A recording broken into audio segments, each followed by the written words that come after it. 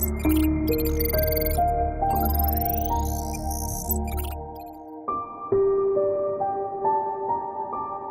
first statement that I will make is that everything that you see in the world is magical. Okay, so I will start off with that statement. Okay, that everything that we see in this world is magical. Okay, and it's just that we have got used to taking things for granted. Okay, and that is why we don't see this magic. Okay, so let me start with the most simplest of examples. So even if you take an ordinary tree, okay, that is magical actually if you see. So suppose if you take the seeds of an apple, okay, and you just leave them on your kitchen sink, they will not grow into a tree.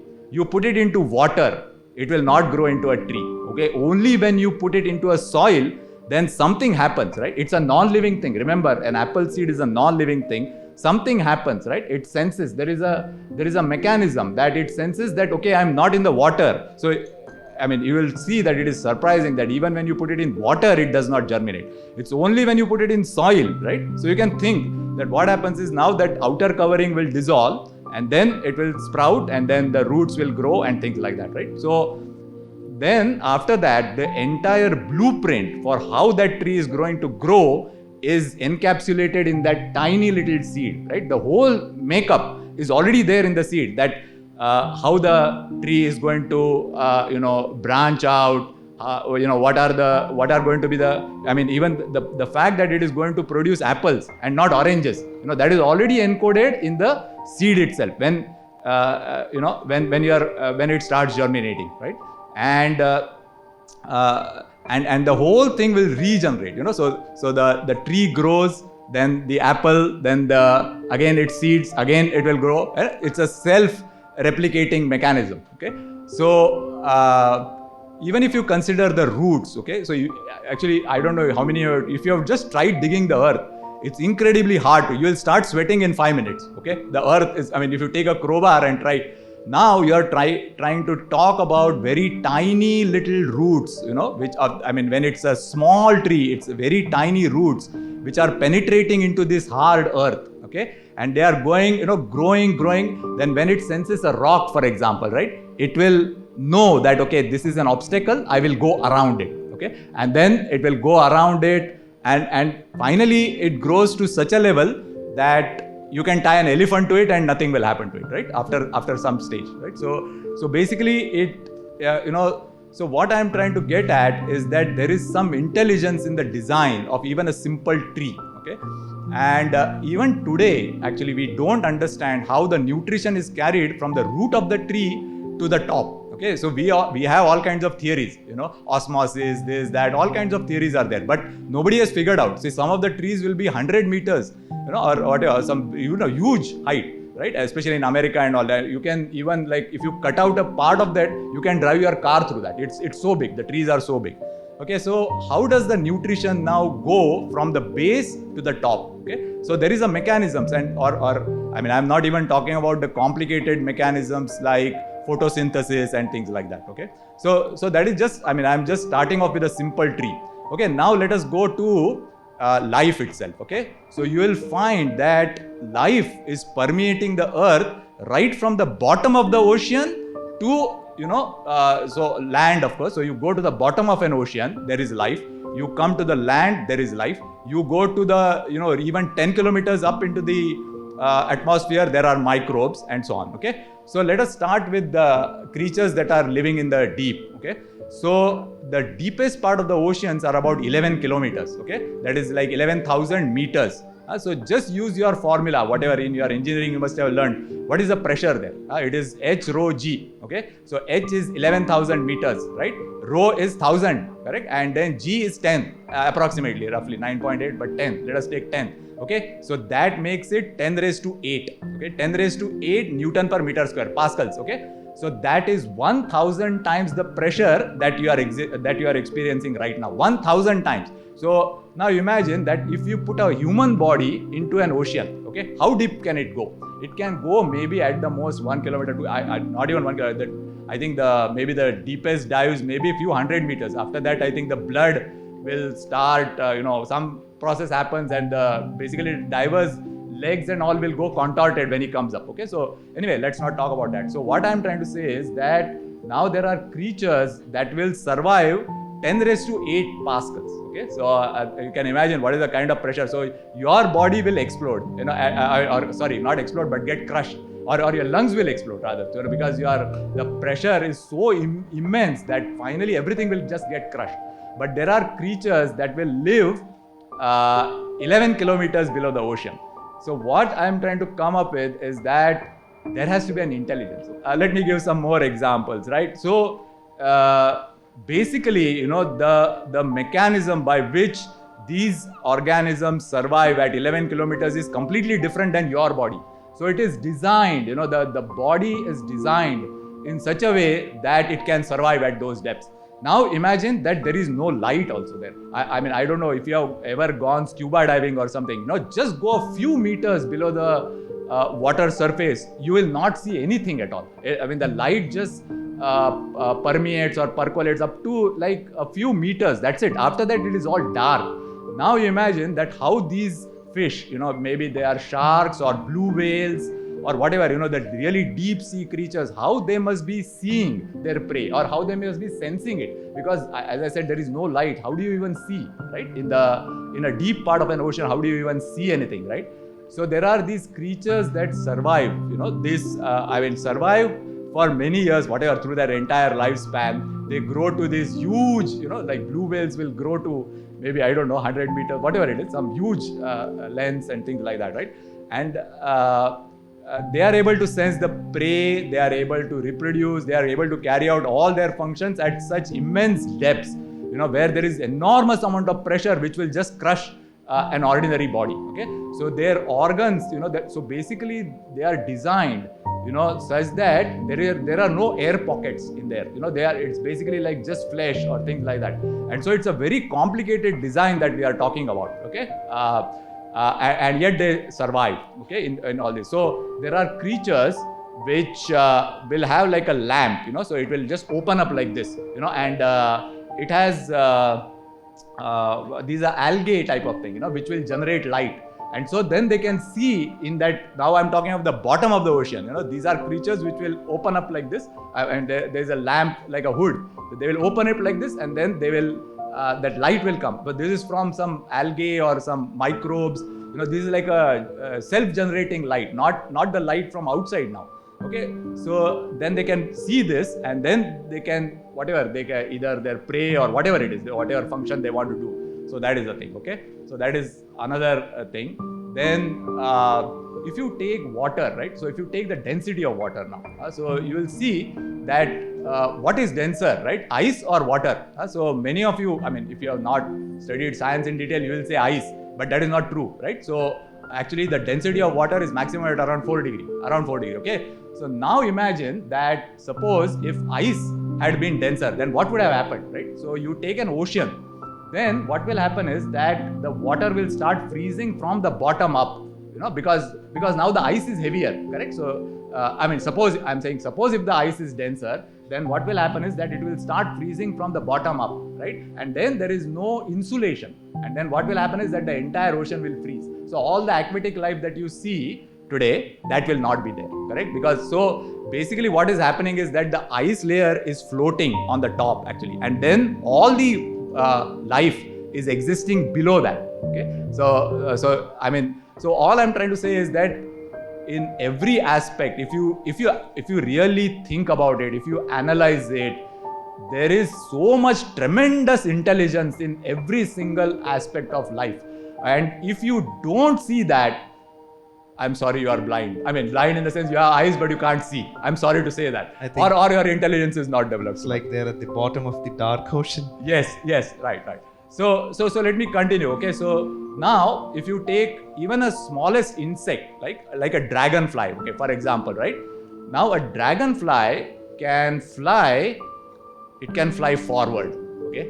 It can fly backward, okay? It can hover. It can fly upside down. You know, whatever combination that you want, a dragonfly can fly that. Now, are your aeroplanes able to do that? I don't think so, right? So today at least, maybe they may be able to hover a helicopter, right? But but you will not see it so the mechanism of a dragonfly is so complicated, you will not be able to imagine it. It has 4 sets of wings, okay?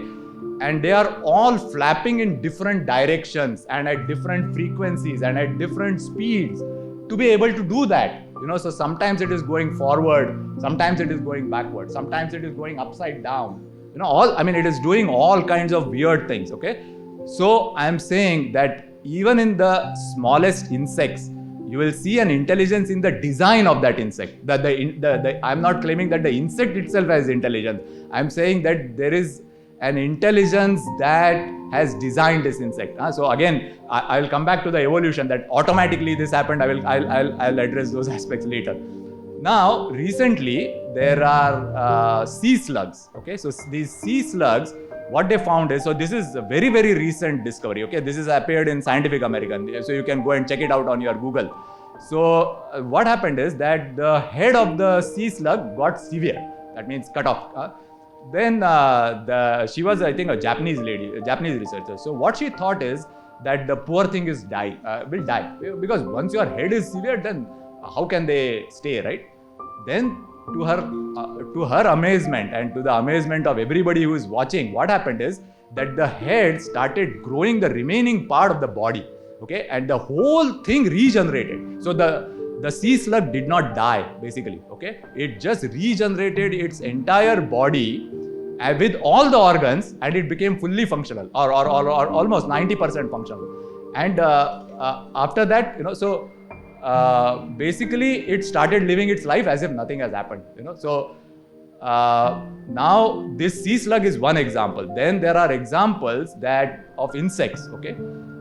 Even if you cut up an insect into 20 different pieces, okay? So this is real science that I'm talking about, not my own made up fictional science, okay?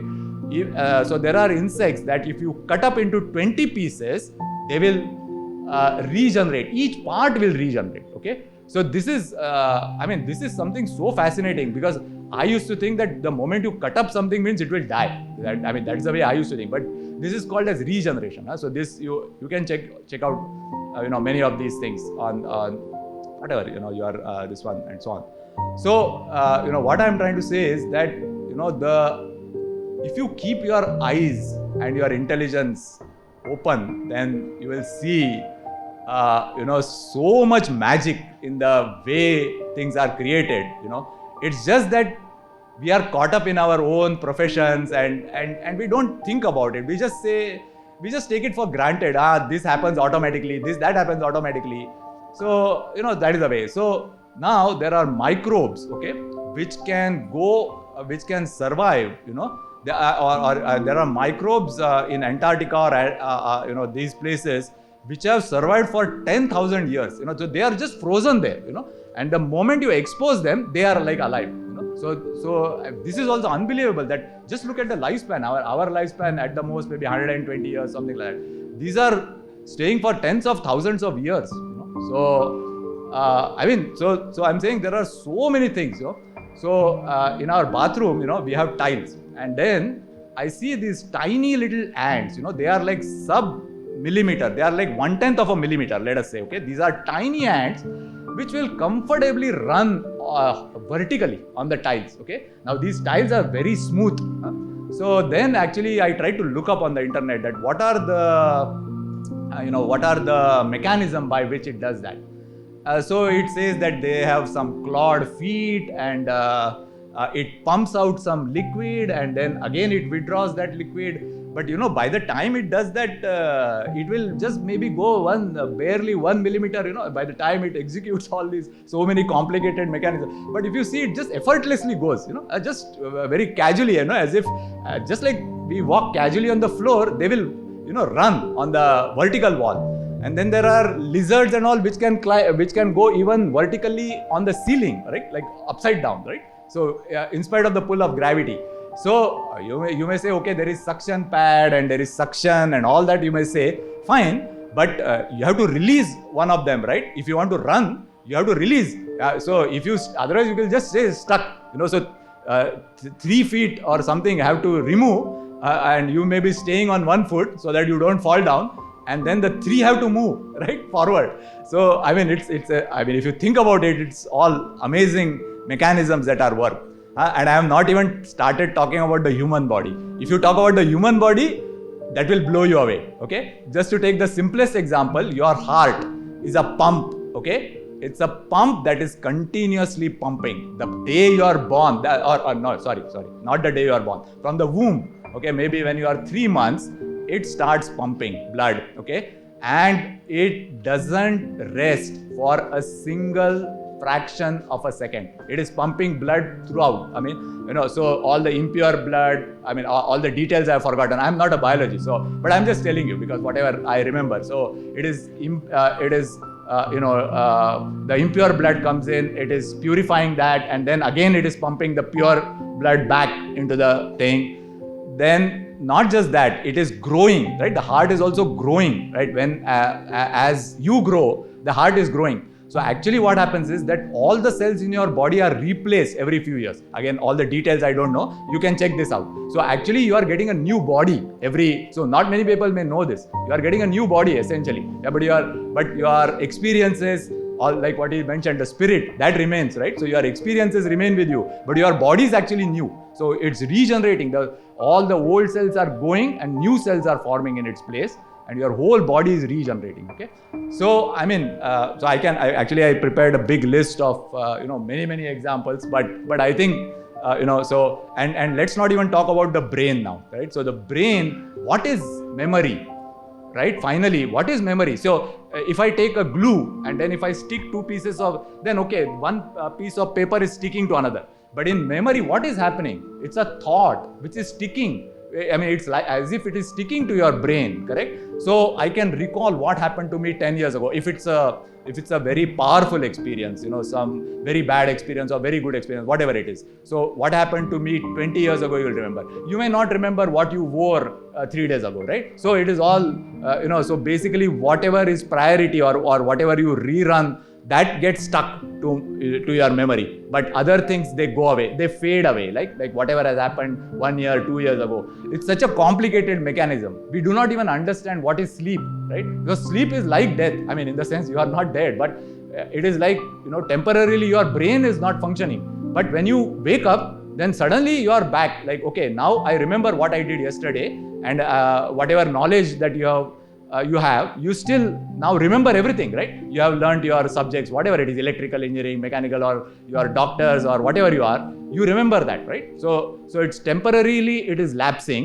Now suddenly it is picking up again, right? From the time when it left off, now again it is picking up, right? So, I mean, as I said that I can go on and on, but let me just, stop here.